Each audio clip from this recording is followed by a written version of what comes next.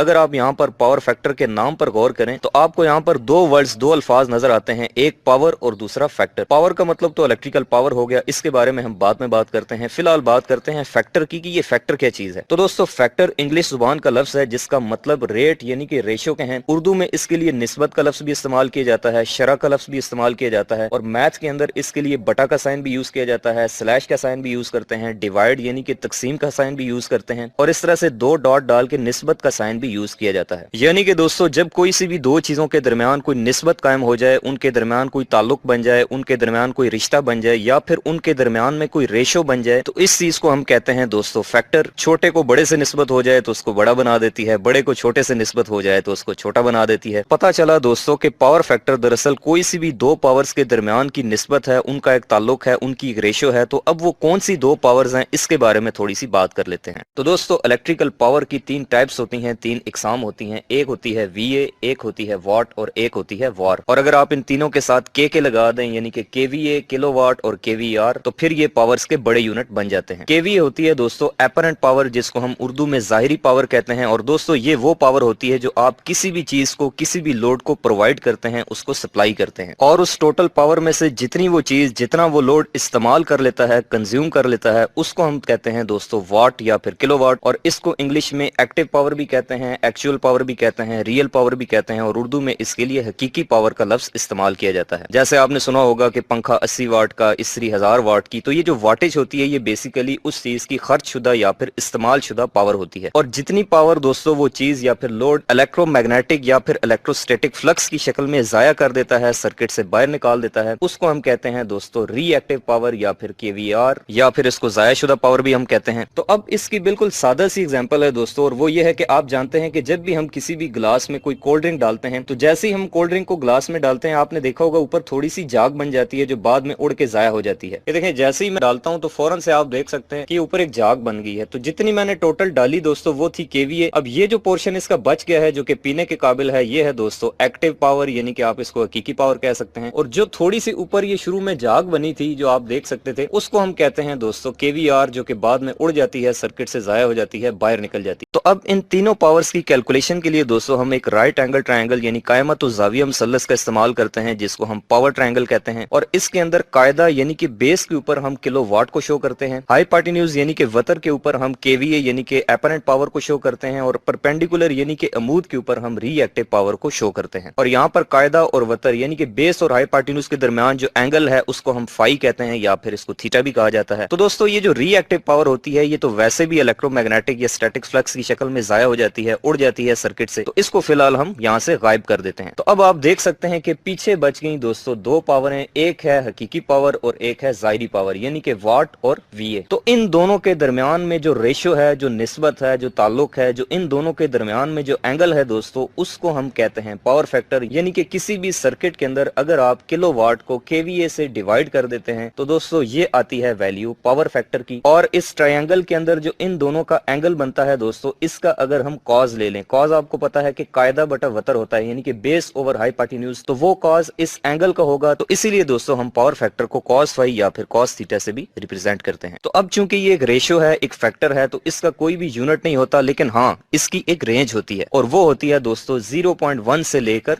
1 तक। सेंटर में हमेशा इसका 1 होता है, जिसको हम कहते हैं दोस्तों यूनिटी पावर फैक्टर, और ये सबसे बेस्ट पावर फैक्टर होता है। अगर आपका पावर फैक्टर यूनिटी है यानी कि 1 है, तो फिर आप किसी भी फैक्ट्री का ले लें, किसी भी घर का ले लें, उसका बिजली का जो बिल है वो बहुत ही कम आएगा। और 1 से पीछे पीछे इसकी वैल्यू आहिस्ता आहिस्ता कम होती है, 0.9, 0.8, 7, 6 और करते करते ये 0 तक आती है। तो 1 से पीछे पीछे जो इसका एरिया है दोस्तों, इसको हम कहते हैं लैगिंग पावर फैक्टर। और 1 से अगर ऊपर जाता है पावर फैक्टर, तो यहाँ पर 1 के बाद 1.1 नहीं आता या 2 नहीं आता, बल्कि 1 के बाद भी 0.9, 0.8, 7, 6 और करते करते 0 तक जाता है। लेकिन ये जो एरिया है दोस्तों, इसको हम कहते हैं लीडिंग पावर फैक्टर। लीडिंग का मतलब लीड करने वाला, जो आगे चलता है। तो अगर पावर फैक्टर यूनिटी से ऊपर चला जाए तो वो लीडिंग हो जाता है, अगर यूनिटी से नीचे आ जाए तो वो लैगिंग होता है। और यही चीज दोस्तों अगर आप पावर फैक्टर मीटर के अंदर भी देखें तो इसके अंदर भी सेंटर में 1 होता है, 1 से पीछे पीछे जो है वो लैगिंग वाला पोर्शन है, और 1 से ऊपर जो है वो लीडिंग वाला पोर्शन शो किया जाता है। तो दोस्तों सबसे बेस्ट पावर फैक्टर होता है यूनिटी यानी कि 1। और अगर आपका पावर फैक्टर बहुत ज्यादा लैगिंग है या लीडिंग है तो ये आपके लिए बहुत ही खतरनाक सूरत हाल है। इस तरह से आपके बिजली के बिल में और पावर कंजम्पशन में बहुत ज्यादा इजाफा हो जाता है। तो अब हमारे घर में ऐसी कौन सी चीज है जो कि पावर फैक्टर को लैगिंग कर कर रही है, कौन सी उसको लीडिंग पे लेके जा रही है, इसके बारे में थोड़ी सी बात करते हैं।